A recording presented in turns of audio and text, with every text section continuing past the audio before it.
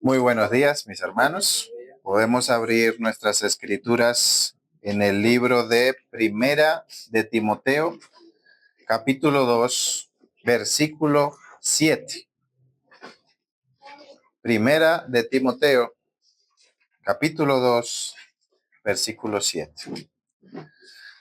Este pasaje me dio dolores de cabeza porque el contenido de este pasaje, pues uno que tiende a estudiar versículo a versículo, tiende a ver este pasaje y dice, ¿y de qué voy a enseñar el día de hoy?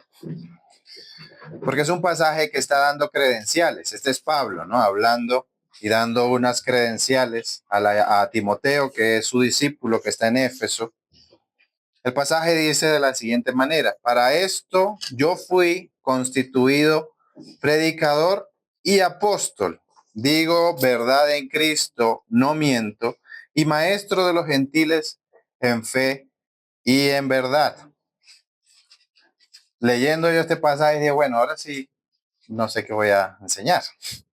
Pero gracias a Dios logramos encontrar algunas, no solo instrucciones, sino algo que pueda servir de aliento para nosotros hoy en la iglesia.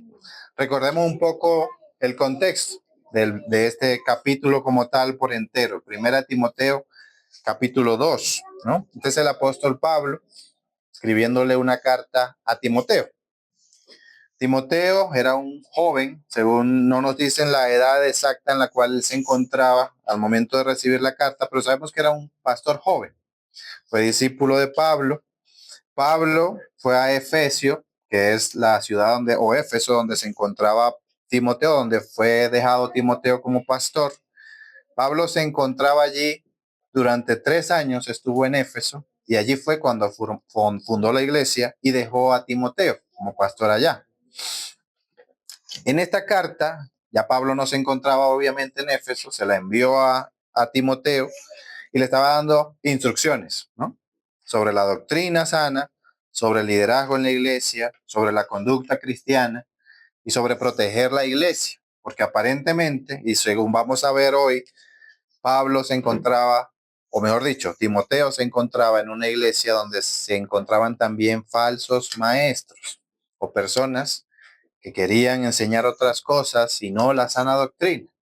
Por eso vimos en pasajes anteriores que Pablo le decía a Timoteo, bueno, si vas a irte en contra de los falsos maestros, resísteles, sé manso, pero no de otra forma, o sea, no pelees con ellos, trata de ganártelos, trata de seguir las escrituras, ¿no? A la medida de lo posible y no te apartes del Señor, ¿no? El contexto inmediato de este versículo que vamos a aprender hoy es que Pablo le ha dado a lo largo del capítulo 1 y el capítulo 2 exhortaciones e instrucciones a Timoteo en Éfeso. Ese es el contexto inmediato de luego que sigue, ¿no? Porque le estuvo hablando en el versículo 1 y 2 sobre las exhortaciones para que Timoteo se cuidara en Éfeso. Luego también le dijo, le exhortó a proteger la sana doctrina, a resistir a los falsos maestros, aunque no, aunque no contendiera él desmedidamente con ellos, es decir, que no se peleara con ellos de manera fúrica, sino que mantuviera pues la paz de la medida de lo posible. También Dios que les dijo que Dios quiere que todos los hombres sean salvos y lleguen al conocimiento de la verdad. Esto lo estuvimos aprendiendo hace unos domingos atrás, cuando hablamos acerca de la voluntad de Dios y sus distinciones, ¿no? Que un aspecto de la voluntad de Dios es que Él no quería o Él no quiere condenar a todos los hombres o que no se condene ninguno, ¿no? Pero que en otro aspecto de su voluntad Él lo hace por justicia, ¿no? También vimos el domingo pasado con el pastor Ismael acerca de que Cristo es el único mediador entre Dios y los hombres. Esto también lo aprendimos con el pastor Ismael y es un tema esencial que Pablo le estuvo diciendo a Timoteo por medio de la carta. Por último, también le dijo que Cristo se dio a sí mismo como rescate por todos. Básicamente le estaba diciendo a Timoteo, le estaba recordando a Timoteo el evangelio, ¿no? Dios, o mejor dicho, nuestro Señor Jesucristo es el único mediador entre Dios y los hombres en todas las áreas, en todo aspecto, y que Él es el único rescate por todos, ¿no? Él es el único salvador, es el único mediador, el único camino al Padre, como Él mismo, nuestro Señor Jesús, lo dijo en su momento. Luego de todas estas cosas, llega el versículo 7 que estamos aprendiendo hoy, y es acá donde dice Pablo: para esto yo fui constituido predicador y apóstol, digo verdad en Cristo, no miento, y maestro de los gentiles en fe y verdad. ¿Mm? El para esto yo fui constituido es una conexión que está haciendo con los versículos anteriores, ¿no? Después de que él dice todas estas cosas, de que Cristo es el único mediador entre Dios y los hombres, que Él es el único que es puesto por rescate por todos nosotros, y él dice, para esto vine yo, ¿no? Para esto vine yo a enseñar, para esto vine yo a ser ordenado como apóstol por Jesucristo, para enseñar estas cosas. Eso es lo que se está refiriendo él, ¿no? Pablo está queriendo decir, para esto mismo fui ordenado como predicador y apóstol, para proclamar que Dios quiere que todos los hombres sean salvos, ¿no? Que Cristo es el único mediador entre Dios y los hombres y que Cristo es el único rescate de la muerte. Eso es lo que básicamente nos está queriendo decir acá. Pero es curioso, porque Cristo, o mejor dicho, Timoteo, conoce bien a Pablo, como para que él dijera en el mismo pasaje, digo verdad en Cristo, no miento, ¿no? Porque aquí está diciendo como que tratando de convencer a Timoteo, hey, le estoy diciendo la verdad, yo no te estoy diciendo mentiras. De verdad, yo soy apóstol, ¿no? Pero Timoteo lo conoce porque es su discípulo y ha sido formado por él durante varios años. Entonces, ¿por qué está diciendo Pablo, digo verdad en Cristo, no miento? Como que, hey, de verdad, lo juro, créame, es verdad lo que estoy diciendo, ¿no? Quizás la carta, al ser leída en la iglesia, y es una de las razones iniciales que muchos quizás acá no conocen, todas las cartas, no solamente las paulinas, sino las cartas de los apóstoles que fueron escritas en el Nuevo Testamento, eran dirigidas a cierta persona o a cierta iglesia, pero era leída públicamente. Imagínense ustedes que de pronto el pastor Ismael me envía una carta de Usaquén, pero me la envía directamente a mí. Y yo vengo y se la leo a ustedes públicamente, aunque fue dirigida a mí. Así eran las cartas de los apóstoles cuando eran escritas y eran enviadas a las iglesias. Todos la leían, o mejor dicho, todas la escuchaban de parte de un vocero, ¿no? Este verso entonces no pareciera dirigido a Timoteo. Parece que aprovechando que Pablo le estaba escribiendo la carta a Timoteo, se estaba dirigiendo a otras personas que no creían en Pablo como apóstol y predicador, ¿no? Por eso dijo, digo en verdad en Cristo, no miento, soy predicador y apóstol, ¿no?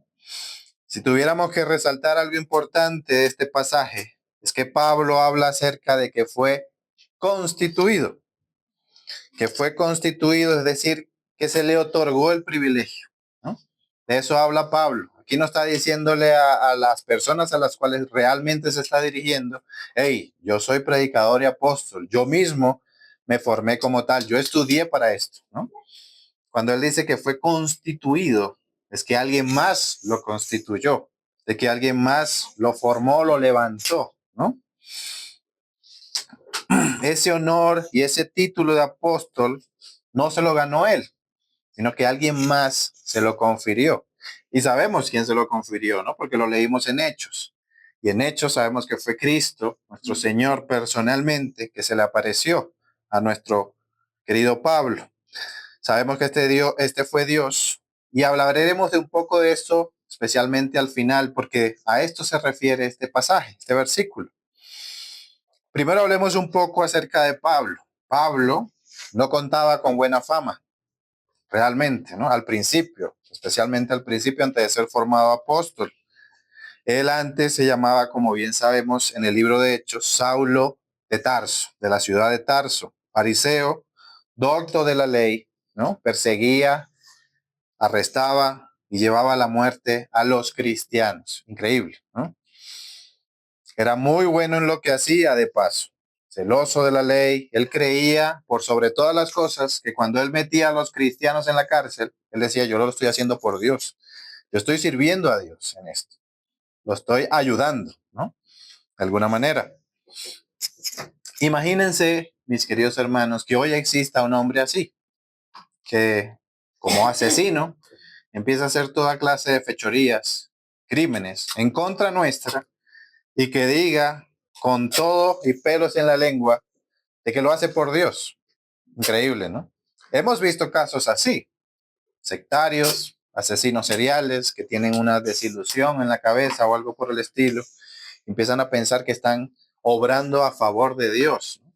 También hemos visto otro tipo de locuras, como que aquellos cristianos, o que se llaman a sí mismos cristianos y se meten a una jaula de leones porque dice, bueno, es que Dios me va a proteger, ¿no? Y después sale con un mordisco y, te protegió, te quitó un brazo, pero te dejó vivo. Pero así ocurre, ¿no? Así ha ocurrido y nuestro queridísimo Saulo de Tarso, aunque no era un loco, sino que era verdaderamente un hombre estudiado, que era fariseo. Recuerden que los fariseos eran los sacerdotes de aquella época, ¿no? Judíos, verdaderamente se aprendían el Antiguo Testamento de memoria. Imagínense ustedes aquello. Saulo era un hombre estudiado, era un hombre de renombre, ¿no? Digámoslo de esta forma. Pero en los tiempos de Saulo, cuando ya finalmente él empezó a perseguir a los cristianos, él no sabía él, pero ya Cristo, el Mesías, a quien él estaba persiguiendo de cierta manera, él ya había pagado por los pecados de sus escogidos en la cruz, ¿no? Porque si bien es cierto, en el Antiguo Testamento era normal en Israel irse a la guerra por la fe, ¿no? Veímos en Israel que ellos fueron a la guerra, combatían, destruían pueblos enteros, no dejaban nada, ni siquiera ganado. Esto era orden de Dios, lo vimos en el Antiguo Testamento y así ocurría. Por lo tanto, en aquellos tiempos era común, ¿no? Irse a la guerra o matar en nombre de nuestro Dios. Sin embargo, en los tiempos en los que ya Saulo empezaba a perseguir, ya esta no era la regla. Por supuesto que no. Ya Israel estaba establecido, ya Dios le había dado la tierra prometida a los israelitas, ya habían incluso dejado de ser israelitas y empezaron a ser llamados judíos, porque se habían mezclado con tantos pueblos que ya ni siquiera se diferenciaban ni quién era verdaderamente israelita y no. Por eso el judío, al ser llamado judío, hoy ya están acostumbrados. Pero en la antigüedad, para ellos era una ofensa, porque ellos preferían ser llamados hebreos, israelitas, ¿no? Para ser llamados judíos ya estaban mezclados entre ellos, ya no sabían quiénes eran y quiénes no. Por lo tanto, en los tiempos de Saulo, que Cristo ya había pagado por los pecados de sus escogidos, era esos escogidos a los que Saulo estaba metiendo en la cárcel. Imagínense ustedes, ¿no? Los verdaderos israelitas, que ojo, para quien no lo sabe todavía y no lo ha entendido, nosotros somos los verdaderos israelitas, por la fe, ¿no? No por sangre, sino por la fe. Saulo estaba metiendo a esas personas en la cárcel. Para la fecha en la que fue escrita la carta, ¿no? Saulo ya había dejado su pasado atrás. Vimos que ya cuando Saulo está escribiendo la carta ya no era Saulo, ya era el apóstol Pablo, ¿no? Y la carta que había escrito fue dada a la iglesia de Éfeso, a Timoteo. Una iglesia que él mismo levantó durante 3 años en su segundo viaje misionero. Y Timoteo era su fiel discípulo, de los que estaba al frente de la iglesia. Recordemos que en los primeros pasajes, en el primer capítulo de Primera de Timoteo, incluso le llama hijo, ¿no? Un joven que había sido formado por Pablo. ¿Por qué entonces? Volvemos a la misma pregunta. En el versículo 7, Pablo le dice, para esto yo fui constituido predicador y apóstol, digo verdad en Cristo, no miento, y maestro de los gentiles en fe y verdad. Si según lo que sabemos de ambos, se conocían lo suficiente para que Pablo hiciera esta aclaración. La epístola de los apóstoles, como bien les comenté al principio, era verdaderamente leída en público. Una evidencia de ello lo tenemos en Colosenses, capítulo 4, versículo 16. Este es Pablo también, ¿no? Cuando esta carta haya sido leída entre vosotros, haced que también se lea en la iglesia de los laodicenses y que la de la Odisea la leáis también vosotros. Eran costumbres que se hacían, ¿no? Esto quiere decir que cuando Pablo hace esta afirmación sobre sí mismo, no se la está diciendo a Timoteo. Es una indirecta que le está cayendo posiblemente a un falso maestro o a una persona que no creía en Pablo, ¿no? Como apóstol, como escriba. Y es que a lo largo de la carta vemos que Pablo hace diferentes contrapunteos que vamos a estar viendo en esta misma carta hacia los falsos maestros. Fíjense, por ejemplo, y aquí hay al menos unos 3 capítulos. Primera de Timoteo, capítulo 6, versículo 3 al 5, dice, si alguno enseña otra cosa y no se conforma a las sanas palabras de nuestro Señor Jesucristo y a la doctrina que es conforme a la piedad, está envanecido, nada sabe y deliria acerca de cuestiones y contiendas de palabras de las cuales nacen envidias, pleitos, blasfemias, malas sospechas, disputas necias de hombres corruptos de entendimiento y privados de la verdad, que toman la piedad como fuente de ganancia, apártate de los tales, ¿no? Entonces un contrapunteo, una indirecta que le está haciendo a los falsos maestros. Porque sí, se lo está escribiendo a Timoteo, pero esto lo está escuchando toda la iglesia. Así como hoy lo estamos escuchando todos, en aquel entonces también lo estaban escuchando ellos. Era una indirecta que el apóstol estaba usando para dirigirse a aquellos que estaban empezando a desviarse de la sana doctrina. Y hablamos de la sana doctrina. ¿Qué es la sana doctrina? Sino verdaderamente escuchar que nuestro Señor Jesucristo fue el Salvador de todos nosotros, ¿no? Y una mala o falsa doctrina era pensar que Jesús no es Dios o pensar que verdaderamente no nos salva, ¿no?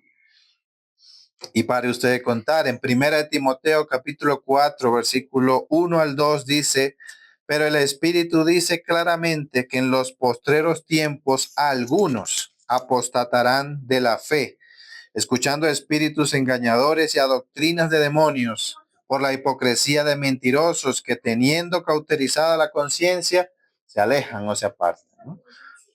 Esta es otra indirecta y está en la misma carta, ¿no? En primera de Timoteo 1, versículo 3 al 7, y este es el último, como te rogué que te quedases en Éfeso cuando fui a Macedonia, para que mandases a algunos que no enseñen diferente doctrina, ni presten atención a fábulas y genealogías interminables que acarrean disputas, más bien que edificación de Dios que es por fe, así te encargo ahora, ¿no? Este pasaje ya lo vimos, incluso, que está en el capítulo 1, versículo 3, en adelante. Esto nos hace pensar que posiblemente Timoteo estaba plagado de falsos maestros, personas que le contrariaban, diciendo que Timoteo era joven y posiblemente con esa juventud le faltaba un poco de gallardía, de resistencia, ¿no? De poder defenderse de los mayores. Posiblemente se estaban empezando a acumular a su alrededor otros hombres que se creían que pues la tenían mejor entendida, ¿no? O decían, no, este es un muchacho, ¿qué me va a estar enseñando este a mí? ¿No? Posiblemente Timoteo se encontraba en esa posición, difícil, dura. Aparte que estaba en Éfeso, una ciudad politeísta que tenía religiones diversas, ¿no? Por esto Pablo se enfrasca en exhortarle, ¿no? En encargarle todas estas cosas a Timoteo sobre proteger la sana doctrina. Fue su forma de decirle, ánimo Timoteo, te vienen duras, pero tú resiste. Eres joven, pero tú sabes, ¿no? Prácticamente ahí le estuvo diciendo, no te dejes, Timoteo, sé manso, pero no menso. Está en el Evangelio de San David. Pero es entonces cuando leemos el versículo 7. Luego de que Pablo expone la sana doctrina sobre la voluntad de Dios para con los hombres, él reafirma su autoridad, ¿no? que ahí le está diciendo a los falsos maestros, Timoteo sí, es discípulo, está aprendiendo, está enseñando, pero yo estoy detrás, ¿no? Y ahí es que habla él acerca de sus credenciales, no ganado por sus méritos, aunque méritos tuvo. Ese Pablo era un duro, ¿no? No fue ganada por sus méritos, sino por la gracia de Dios que lo restauró. Pablo está aclarando acá, yo les estoy diciendo la verdad, no miento. Yo fui constituido, ordenado apóstol de Jesucristo. Un hombre, y es curioso que esté diciendo él incluso esto, porque de Cristo no habérsele aparecido, él posiblemente nunca habría llegado a ser el apóstol que hoy conocemos. El apóstol Pablo está entre los más populares, digámoslo así, del Nuevo Testamento, incluso más allá que los 12 que estuvieron con Jesús. Porque el apóstol Pablo escribió quizás, posiblemente, no es así, la mayoría de las cartas del Nuevo Testamento. Escribió más que Pedro, incluso, ¿no? Pero esto no lo habría logrado él si Jesús no se le hubiera aparecido en su camino a Damasco. Jamás lo habría logrado, ¿no? Habría posiblemente seguido siendo el asesino de cristianos. Increíble, ¿no? Pablo tiende a ser en apologética, y para los que no sepan lo que significa apologética, es tratar de dar explicaciones a los que están allá afuera acerca de la fe. Básicamente preguntas y respuestas. Es filosofía, una parte de filosofía. Pero él tiende a hacer la respuesta a los que tienden a preguntar, o mejor dicho, a decir, es que la Biblia la escribieron puros fanáticos. Y uno puede responderle a estas personas, ¿y qué me hablas de Pablo? Que perseguía y castigaba a cristianos, ¿no? Esa es la respuesta que muchos usan en apologética para decir, no todos los que escribieron la Biblia fueron fanáticos. Sabemos que no, ninguno fue fanático realmente. La palabra fanático la utilizan ellos. Pero Saulo, irónicamente, sí fue fanático, solo que del bando contrario. Era judío, estaba en contra de los creyentes, de los cristianos, de Jesucristo, ¿no? Y no fue sino hasta que él se le apareció que Pablo se rindió, digámoslo así, ¿no? Hoy lo admiramos como San Pablo apóstol, pero si hubiéramos estado en aquellos tiempos, posiblemente le habríamos tenido miedo como cristianos. Uy, ¿no? ¿Ese es ahora nuestro? No, ¿cómo así? Si mataba, se me mató a mi hermana, la otra, no. ¿Cómo? ¿No? Lo habríamos visto con mucha desconfianza.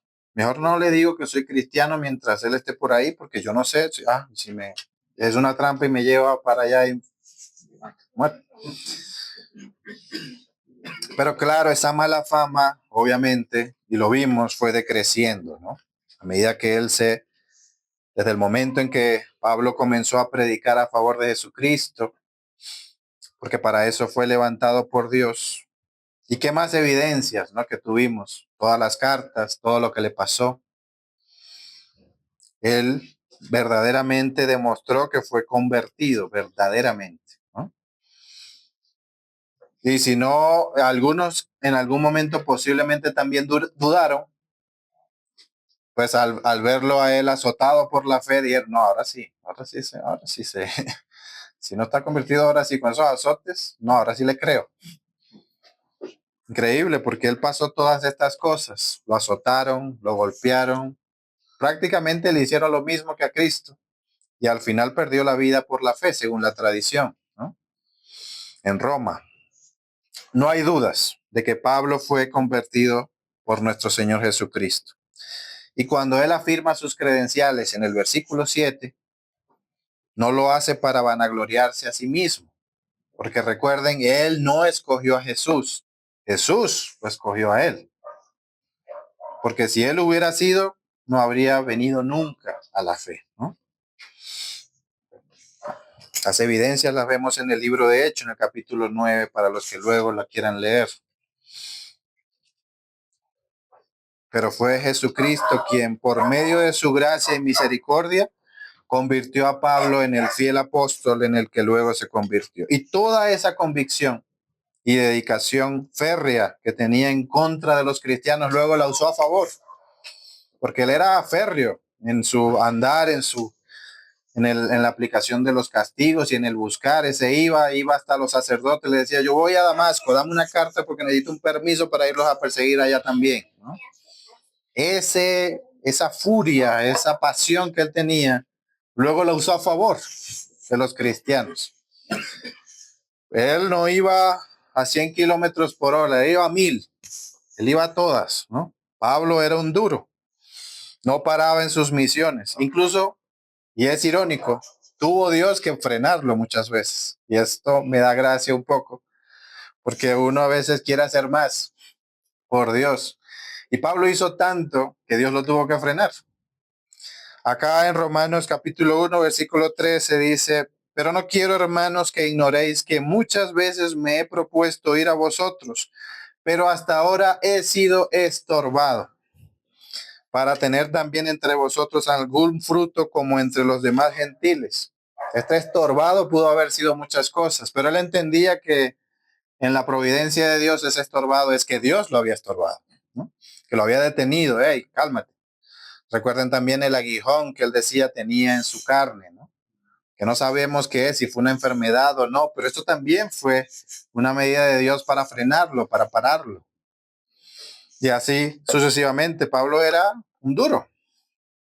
Ese fue Pablo, anterior perseguidor de cristianos, que en estos pasajes le confirma a Timoteo y a toda la iglesia en Éfeso que para eso fue constituido él como apóstol y predicador a los gentiles. Los gentiles, para quien no lo sepa, somos nosotros, los que no somos judíos. Ya no llamados gentiles, ya no más, porque ya no lo somos. Somos hijos de Dios, cristianos, creyentes. Pero registrado está incluso en el libro de los Hechos, cuando Cristo detiene a Pablo en su camino a Damasco y lo ciega, ¿no? Recordemos que cuando finalmente Pablo se da cuenta de su error, de que estaba verdaderamente persiguiendo a Jesucristo, nuestro Señor, él es cegado y es enviado a un sitio, y luego Dios envía a un discípulo llamado Ananías para devolverle la vista. Es como una forma de redención para Pablo, ¿no? Porque él es cegado siendo Saulo de Tarso y recupera la vista siendo el apóstol Pablo. Es increíble, es hermoso esa historia. Dios envía a Ananías para devolverle la vista. Ananías que por cierto le tenía miedo a Saulo. Le decía, no, ¿cómo me vas a enviar allá si ese es perseguidor nuestro? Es terrible. El Señor incluso, para calmar un poco a Ananías, para asegurarle que no le iba a pasar nada malo, eh, en Hechos capítulo 9, versículo 15, el Señor le dice a Ananías, ve, porque instrumento escogido me es este, para llevar mi nombre en presencia de los gentiles y de reyes y de los hijos de Israel. Y asimismo, como fue cegado en tinieblas Saulo de Tarso, se levantó viendo ahora la luz el apóstol Pablo. Herramienta de Dios, ¿no? Como dice nuestro Señor Jesucristo, para llevar el evangelio a diferentes naciones. Ahora aquí viene la verdadera enseñanza. Yo les pregunto, mis queridos hermanos, ¿creen ustedes que Pablo fue o es el único a quien Dios utilizó de esta manera? Lo llama herramienta. Jesucristo le dice a Ananías, él me es herramienta escogida. Él va a ir en pos de mí, ¿no? A veces vemos estas hermosas historias, ¿no? De redención que vivieron los apóstoles, los profetas, los antiguos, los patriarcas. Nosotros solemos decir qué bonita historia. Me gustó leer este pasaje. Ay, qué chévere, ¿no? Porque Dios obró maravillas en la antigüedad. Y así volvemos luego a nosotros a nuestra vida, a veces aburridas de ella, nosotros aburridos de nuestra vida, se nos van los días yendo a trabajar todos los días, ¿no? Aburridos, ay, a veces ni queremos vivir, hay muchos de nosotros que posiblemente pase depresión y dice, ay, no encuentra un motivo para seguir viviendo. Increíble. Recuerdo que alguien una vez Me contó una anécdota que le había ocurrido. Me dice que era una mujer, estaba aburrida con su vida, había tenido un hijo, estaba aburridísima, ya no sabía qué hacer con su vida, estaba posiblemente pasando por esa depresión postparto que a veces sufren algunas mujeres. Pero me decía que estaba en un punto en el que ya no quería seguir viviendo, a pesar de que había tenido un hijo. Ya no sabía qué hacer con su vida. ¿Qué creen que ocurrió con esta persona? Me da un poco de gracia. Alguien llegó y le presentó una oportunidad, ¿no? Que cambió la dirección de su vida, pero completamente 360 grados dio esa mujer y tuvo un propósito. Yo voy adelante, ahora sí, me siento bien. Y encontró propósito y felicidad. Ella luego me reveló que su vida, toma muchas gracias, que su vida había cambiado después de comenzar a vender Herbalife. Y yo, caramba, es ok, bien por ti, supongo. Pero es una historia real, es wow, o sea, wow, ¿por qué? Pero ella se sintió bien, encontró su propósito de vida, vender Herbalife. Increíble. Aunque la historia sí podría ser un poco ridícula, digámoslo así. Pues la mayoría de personas sufren de depresión porque no encuentran un propósito en la vida, porque no saben a qué vinieron o no saben qué hacer con la vida misma. Y fíjense que una felicidad tan grande, proveniente de un propósito tan me, como vender un producto, ¿no? Pero fue convencida. Digo, no, esto es lo mejor que me ha pasado en la vida. Me decía, ella era gorda, que no sé qué, y ahora está, pero fitness y demás, y todo gracias a Herbalife. Increíble. Me daba un momento para hablarle de nuestro Señor Herbalife.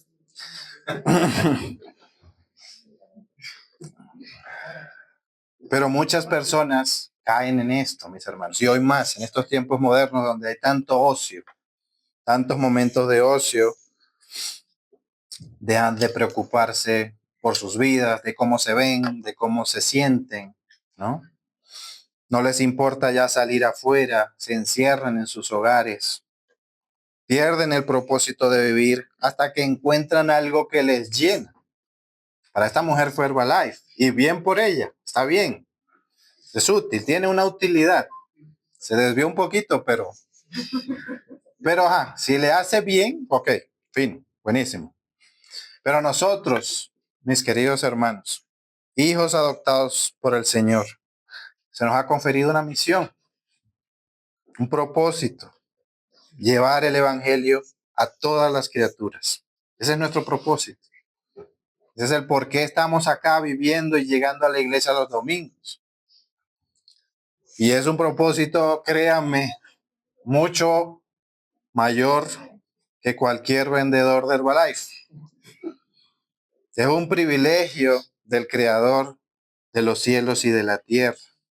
Por eso les pregunto, mis hermanos, ¿alguno de ustedes no ha llegado ni por un momento a la conclusión de que así como Dios hizo con el apóstol Pablo, no hace así con nosotros? Claro que sí, por supuesto. Hoy sigue haciendo así con nosotros. No pensamos nosotros que Dios está llegando al corazón de aquellos a quienes Él quiere llegar por medio nuestro. Por supuesto que sí.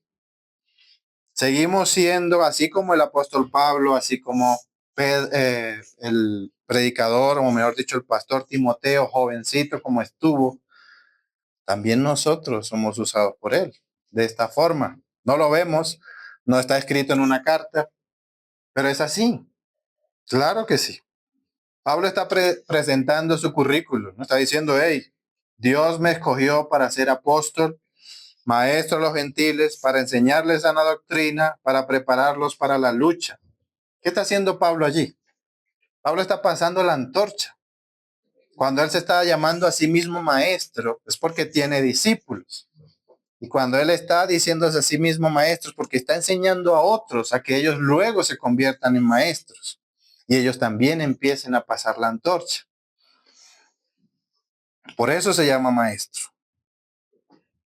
Y esos discípulos luego claramente se van a convertir en maestros, y así hasta hoy. No nos ha llegado a nosotros el Evangelio y sigue el Evangelio acá con nosotros. Ha pasado por diferentes manos, pero hoy lo tenemos todavía nosotros, ¿no? Han pasado aproximadamente unos 2000 años desde los tiempos de que la carta fue escrita, según la historia y la arqueología. Hoy somos nosotros los que estamos llevando la antorcha, ¿no? Han pasado esos 2000 años luego de que Cristo encargó oficialmente a los apóstoles, a los 12, y de ahí se expandieron por todas las regiones, ¿no? Se cree que Pablo quería llegar primero a América, ¿no? No lo hizo, pero si lo hubiera dejado, Dios habría llegado, posiblemente, con todas las fuerzas que tenía ese hombre. Pero así Dios nos prepara a nosotros y nos encarga y nos utiliza como herramientas. Ya Dios preparaba la venida de Cristo anunciada por los profetas, y Dios no ha parado de hacer su obra, ¿no? Hoy sigue trabajando. Desde Adán y Eva, no pensemos que desde los 12, desde Adán y Eva ya él tenía el plan. Y desde ese momento en adelante empezó a ejecutarlo. Vimos que escogió a Abraham, de Abraham vino Isaac, de Isaac vino Jacob, a Jacob llamó a Israel, de Israel vinieron los 12, de los 12 salieron las tribus de Israel. Luego, por medio de las 12 tribus, de la tribu de Judá vino Cristo. Y de Cristo, los 12 y los 12 en adelante formaron a los cristianos, ¿no? Y de ahí hoy hasta nosotros. Y compartimos esa carga con otras denominaciones, ¿no? El romanismo, los católicos romanos, y así entre nosotros. Pero hoy nosotros también tenemos la antorcha que nuestro Dios nos ha dejado. Por eso es tan importante que cuando vengamos a la iglesia, mis queridos hermanos, aquellos que hemos creído, nos lo tomemos como es, verdaderamente en serio. Esto no es un simple voy a la iglesia porque allá hay unos chismes muy buenos y prefiero estar allá que en la casa aburrido, porque así somos, ¿no? Quiero hablar con esa hermana que me cuenta unos chismes, pero uy, que luego yo voy a llamar para usted contar familiares, amigos y hermanos, y yo se los voy a contar. Esta prédica, mis queridos hermanos, este culto, si creemos en nuestro Dios, ¿no? Y Dios Padre, Hijo y Espíritu Santo, está siendo usada todo esto, el culto, la prédica, todos los que estamos acá, está siendo usada por Él para su gloria, para edificarnos y para usarnos como herramientas, para utilizarnos. Todo esto que vemos acá hoy domingo está diseñado para prepararnos y servir mejor a nuestro Dios. Para eso está. Bueno, es un colegio, ¿qué vienen acá a hacer, no? Les pregunto. Vienen acá por no sé, porque es que al final del culto hay un tinto. Sí lo hay, por si acaso. No se vayan a ir.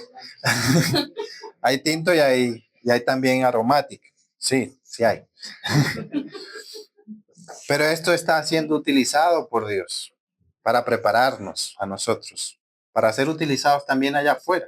Porque esto no termina aquí en el servicio. Esto no termina acá en la iglesia. Esto no termina acá los domingos, que muchas veces se nos acusa de que somos cristianos solamente los domingos.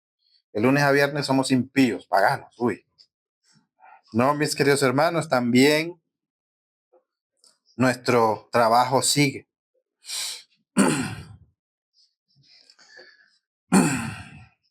Nuestro servicio en la semana vamos a terminar aplicando lo que aprendemos el domingo, por supuesto.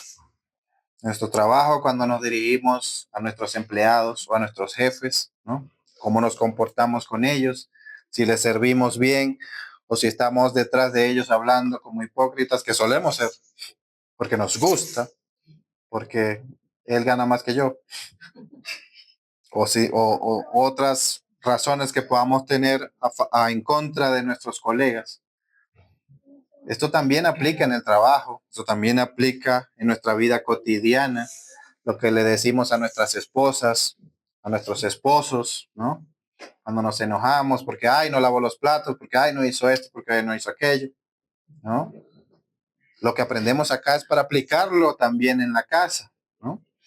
En con nuestros amigos, nuestras salidas sociales, ¿no? Ahí es cuando demostramos, o mejor dicho, cuando servimos al Señor. ¿Es que diga? Ah, perdón.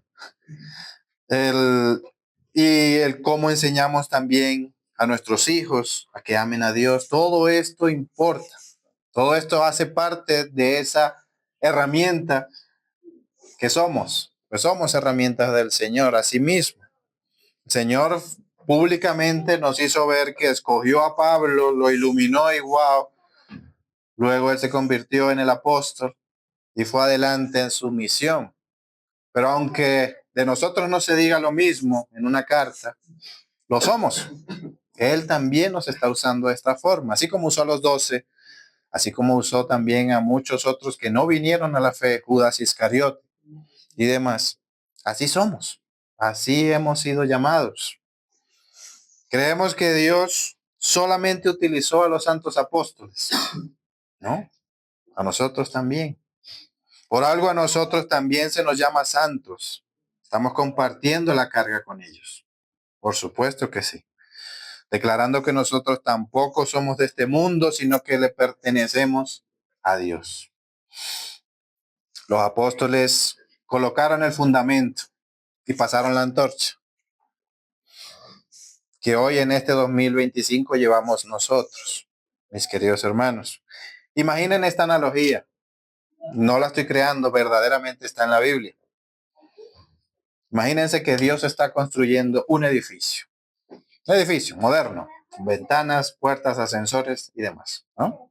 Imagínense esto.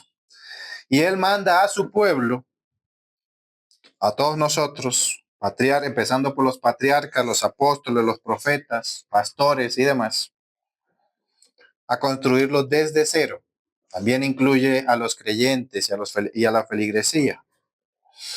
Luego empieza por los apóstoles. Los apóstoles montan el fundamento. Fundamento me refiero yo a la base del edificio, ¿no? Todo lo que viene y va a sostener las paredes y demás. Ese fundamento del que hablan las escrituras, que es la base del edificio, es el evangelio. Lo que ocurrió. Empiezan a contárselo a los demás. Jesucristo se sacrificó, murió, al tercer día resucitó. Y todo esto lo hizo para el perdón de nosotros pecadores, ¿no? Ese es el fundamento. Ahora imagínense que vienen ahora los que van a construir las paredes, los ascensores, las escaleras, las puertas, las casas. Vamos a ser nosotros. Eso somos nosotros lo que vamos a construir el resto. Sobre el fundamento. Ya hay un fundamento, ya está hecho allí. Y nosotros lo que tenemos que hacer es rellenar, empezar a subir ese edificio hacia arriba, ¿no? Y claro, van a llegar algunos a los cuales en las escrituras se les llama falsos maestros, y hoy los vemos muchas veces, aunque no los identificamos y no los llamaremos por nombre, pero sabemos porque los hemos visto allá afuera. Llegarán algunos que querrán dañar ese fundamento, colocando otro, ¿no? A esto se le llama la falsa doctrina, ¿no? Falsa enseñanza. Cuando empiezan a hablar de dinero y no de Jesucristo, cuando empiezan a hablar acerca de la superación personal y no del perdón de pecados, ¿no? ¿Qué creen ustedes que ocurriría si esa persona, ese falso maestro, tratara de quitar el fundamento de algo que ya empezó a ser construido? Porque ya empezó, ¿no? Ya está siendo elevado ese edificio. No podría, tendría que romperlo todo. Porque ¿cómo sacas un fundamento donde ya hay paredes y demás y eso está ya alto, ¿no? Tendrías que romper o hacer afuera. Dejar de llamarte cristiano y hacer otra religión, ¿no? Básicamente. Tendrías que tumbar el edificio completo. Ahí, ahora yo les comento. Imagínense ustedes, o háganse a la idea que ya ese edificio está alto, construido. ¿Cuán difícil le será para los falsos maestros derribar ese edificio? Imposible, imposible. Asimismo, se nos ha ordenado hacer pues a nosotros. Y esta analogía, como les dije, no es mía, es de las Escrituras. En Primera de Corintios, capítulo 3, versículo 10 al 11 está. Conforme a la gracia de Dios que me ha sido dada, yo como perito arquitecto, este es Pablo, ¿no? Hablando, yo como perito arquitecto puse el fundamento y otro edifica encima. Pero cada uno mira cómo sobreedifica, es decir, que va poniendo arriba, porque nadie puede poner otro fundamento que el que está puesto, y acá identifica el fundamento, el cual es Jesucristo, ¿no? Dios nos está utilizando hoy también a nosotros, mis queridos hermanos. Y ese fundamento ya no se puede romper. Lo han intentado muchas veces, muchísimas veces. Ya en la antigüedad ya habían falsos maestros. Fíjense que Pablo ya los está acusando. En los tiempos medievales, a San Agustín tenía el pelagianismo, ¿no? Pelagio, que también trataba de romper ese fundamento, tampoco pudo. Y de ahí en adelante hasta hoy, 2025 años, no han podido. El evangelio sigue. El cristiano sigue. Hay muchos que dicen o que vaticinan diciendo que el cristianismo de aquí a unos años ya eso no va a existir. Uy, ya veremos. Pero creo que han pasado bastante tiempo para que ya se haya roto o haya desaparecido. Muchas religiones han desaparecido ya, ¿no? La nórdica, que la conocemos en algún punto por las películas y demás, la procuran revivir siempre, pero nadie ya adora a Odín, por ejemplo, o a Zeus, o a las religiones egipcias. Todas han fallecido. El cristiano ha seguido allí. Y va a seguir, mis queridos hermanos, les vaticino esto. Porque mientras Dios exista, el creador de los cielos y la tierra, no va a pasar su pueblo. Así como su palabra no va a pasar, porque lo prometió en sus escrituras. Mi palabra no pasará. A veces lo leemos y decimos, debe ser que la Biblia nunca la van a borrar o algo así. No, su palabra no pasará. Es una promesa que él ha tenido, ¿no? Mi palabra nunca pasará. Así será. ¿Y cómo se ha asegurado él de esto?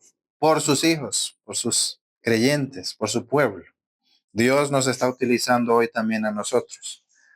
Sabiendo esto y con mucha coherencia, tomémonos en serio nuestra labor. Es el llamado. Creámonos el asunto, como quien dice, ¿no? Que a veces decimos, sí, algunos ni siquiera se han llamado cristianos a sí mismos. Dicen, bueno, yo voy a la iglesia, pero, pero ¿qué? Sí, ahí voy, ahí vamos. Creámonos nuestra labor hoy como iglesia. No volvamos a la esclavitud del pecado, ¿no? Al vicio, a ser amantes de la vanidad, de la maldad, ¿no? Como el mismo Pablo dijo en Romanos, capítulo 6, versículo 13, ni tampoco presentéis vuestros miembros al pecado como instrumentos de iniquidad, sino presentaos vosotros mismos a Dios como vivos de entre los muertos, y vuestros miembros a Dios como instrumentos de justicia. Aquí va esa otra palabra, instrumento. En Timoteo, herramienta. Acá, instrumento. Somos herramientas del Señor. Podrá sonar feo, porque decimos, somos marionetas de Él, ¿no? Pero es un Dios bueno, es un Dios santo, es un Dios que los mandamientos que dicen, no matarás, no robarás, no codiciarás, no serás infiel, ese es nuestro Dios. No es un Dios que dice, si tú quieres llegar a mi reino celestial, al Valhalla, te tienes que ir a dar golpes a matarte allá, ¿no? Y si mueres, entonces vienes conmigo. No, este Dios te pide que seas bueno. Cosa difícil para nosotros, irónicamente. Es irónico.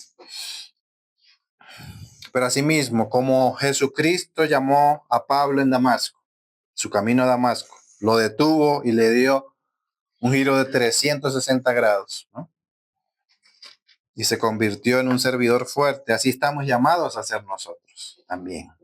Como dice en Efesios capítulo 2, versículo 10, somos hechura suya, creados en Cristo Jesús para buenas obras, las cuales Dios preparó de antemano para que anduviésemos en ellas. Nosotros pensamos por un momento que ya que nos convertimos, ahora es que viene lo bueno. Dios ya preparó de antemano lo que íbamos a hacer por Él y para Él. Por medio de nosotros muchos van a venir a la fe, eso es un hecho. Y muchos nos ha pasado así, que vemos ese ejemplo.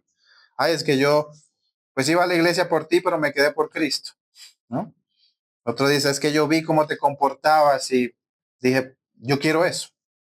Miles y miles de testimonios escuchamos así. No, es que yo necesitaba paz en mi corazón y vi a una persona y era un amigo de la universidad, me quedaba con él en su habitación porque compartíamos el arrendamiento y algo vi en él que quise para mí, ¿no? Y así sucesivamente vamos a ver que Dios nos está usando, nos está utilizando para atraer a otros. Y no los estamos atrayendo a ninguna secta de esas locas que luego inventan que vamos a buscar y comprar armas de fuego y vamos a ir a echar tiros por ahí. No, estamos siendo llamados para Jesús, para nuestro Señor, porque somos para Él. Para Él somos y Él es nuestro. Gracias a Él, ¿no? Que somos siervos del Señor todos nosotros. No solamente, no solamente yo que como pastor estoy acá enfrente dándoles una prédica, ¿no? Que vengo todos los domingos, me paro acá con prédica en mano, cual esclavo, para enseñarles y pasar la antorcha. Ustedes, mis hermanos, junto conmigo, estamos edificando ese edificio, ¿no? Que el Señor desde tiempos antiguos ha venido construyendo. Ese es el plan de salvación que fue puesto en marcha desde Adán y Eva y tuvo cumplimiento hace poco más de 2000 años, cuando Jesucristo caminó entre nosotros. Ese fue el cumplimiento. Nosotros ya estamos viviendo después de Cristo. Los que vinieron antes de Cristo estaban esperando ese tiempo. Y ellos junto con nosotros ahora celebramos porque ya, como dijo él en la cruz, todo ha sido consumado. Ya todo se cumplió, ¿no? Que al final, pues, de nuestra vida, cuando ya estemos viejitos, algunos de nosotros, bueno, cuando ya esté viejito, Ivanita va a estar apenas trabajando. Pero que al final de nuestra vida, así como Pablo reafirmó sus credenciales por medio de una carta, nosotros podamos hacer lo mismo, ¿no? Que digamos ya cuando estemos allá, yo sigo esperando acá al Señor. Yo sigo manteniendo la fe, ¿no? Como dijo el mismo Pablo en sus últimas cartas antes de morir, yo he peleado la buena batalla, he acabado la carrera, he guardado la fe. Amén. Oremos, mis hermanos.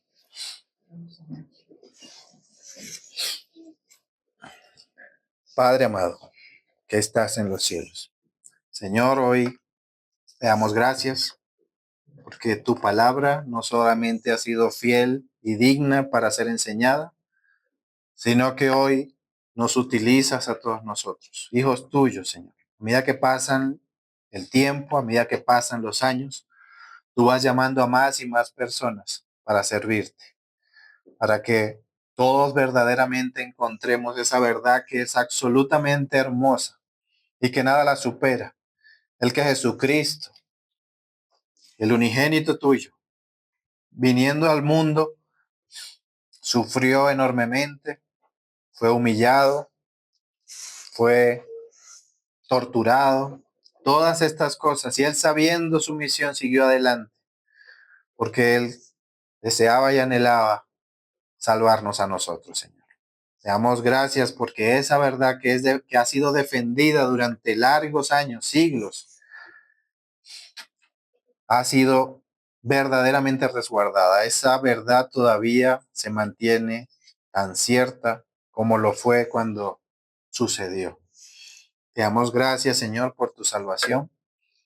Te damos gracias porque sabemos que en tu justicia tú pudiste llevar a el ser humano a la condenación y habría sido aún así llamado justo. Pero tuviste misericordia de tus escogidos, de los que hoy, si así es tu voluntad, todos los que estamos acá somos parte de ese pueblo. Te damos gracias porque a pesar de que hoy allá afuera muchas personas dicen que no lo somos, que no somos tuyos, que tú no existes, que tú no eres real, tú nos has restaurado y hoy seguimos adelante. Te pedimos que así como hiciste con el apóstol Pablo, hagas con todos nosotros. Hay muchos de nosotros que hacemos cosas de las cuales nos avergonzamos, de las cuales nos sentimos terriblemente mal por dentro, porque sabemos que están mal. Pero tú nos vas restaurando poco a poco, nos llevas. Esa paciencia que tú tienes con nosotros es increíble, porque nosotros no la tuviéramos con los demás, mas tú la tienes con nosotros. Te damos gracias, porque tu paciencia es mejor que la nuestra. Tu amor es mejor que el nuestro. Si acaso tuviéramos esa osadía de pensar que nuestro Creador es peor que nosotros, uy, qué terrible sería nuestra vida. Pero tú, Señor, eres bueno verdaderamente. Eres un Dios de orden, que no le gusta el caos, sino que todo se mantenga en armonía y en orden como tú lo has creado todo, Señor. Te damos gracias, porque tenemos una tierra que se ha sostenido durante muchísimos años, que nos ha provisto de oxígeno, que nos ha provisto un sitio donde estar y vivir. Tus leyes no las rompe nadie, Señor. Las leyes de la gravedad, el tiempo, todas estas cosas han servido para mantener tu creación en pie, Señor. Todas las estrellas, el sol, la luna, todas las cosas que has creado nos ha servido a nosotros y nos has puesto en la tierra para gobernarla, para regir sobre los animales, para regir sobre la fauna, la flora, todas estas cosas que nos has encargado y hoy seguimos pensando que no hay un creador que verdaderamente lo hizo todo perfecto. Pero tú nos has dado el entendimiento, nos has dado la sabiduría y nos has dado la salvación que es tan hermosa. Nos has reconciliado verdaderamente contigo. Es algo que deseábamos desde Adán y Eva hasta hoy. Deseábamos todos. Pocos consiguen la salvación. Pocos te reconocen como Dios. Pero llegará el día en que no podrán negarte, porque todos te verán. Todos te verán y tendrán que reconocer que hay un Dios y que es un Dios bueno, justo, perfecto, misericordioso. Te damos gracias por tu salvación, te damos gracias por que has ideado las iglesias, que has llenado tu iglesia de fieles, de personas que te aman, que procuran estar ante ti y confiando en tu salvación. Te damos gracias en el nombre de nuestro amado Señor Jesucristo. Amén. Señor les bendiga, mis hermanos.